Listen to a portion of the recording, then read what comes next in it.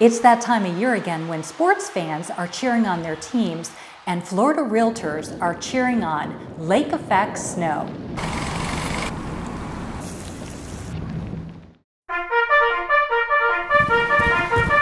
The selling season is off to a pretty exciting start. There are some new rules in place, so here's what you need to know before you get started.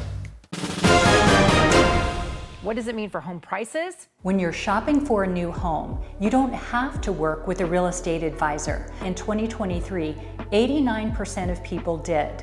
The new way of doing business aims to give buyers and sellers more options. As a seller, you could say, I'll pay my agent to list and market my home, but the buyers need to pay their agent themselves. In that case, the buyers can factor in what they're paying their agent into what they're offering on the house. Or they can make paying the buyer's agent a condition of the offer. Or they can say, I'm really uncomfortable with this entire situation. Only show me the homes that are factoring your fee into the price of the home. On the seller side, people are saying things like, well, ultimately, the buyer's agent fee is coming off of the bottom line. It's either factored into the buyer's offer or factored into what we're asking for the house. Offering to pay the buyer's agent fees opens the door to the greatest number of buyers, and that's what some sellers choose to do.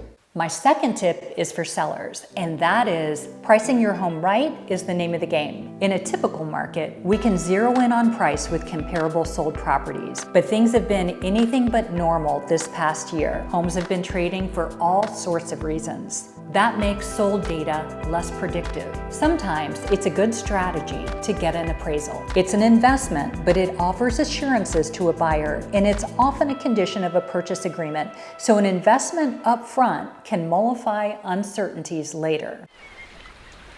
The third thing that you should know about is we now have new mandatory flood disclosures. That means that sellers will have to let buyers know about any flood claims that have been made on the home.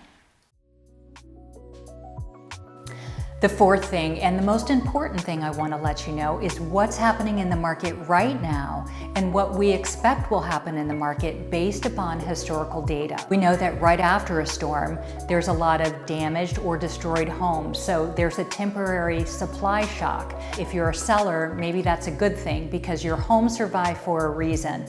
It's probably in pretty good shape, and now you have a lot less competition. If you're a buyer, you should be looking right now because what we know for sure is that as the homes that are damaged or destroyed come back on the market, they're replaced with new construction, and new construction is the most expensive product. So as that product comes on the market, prices overall will rise. For a period of time, a rising tide lifts all boats. And with all of that in mind, I'd say it's a good time to be a buyer, and it's also a good time to be a seller. And as always, if you're looking for your ultimate Florida lifestyle, I'd love to be there for you.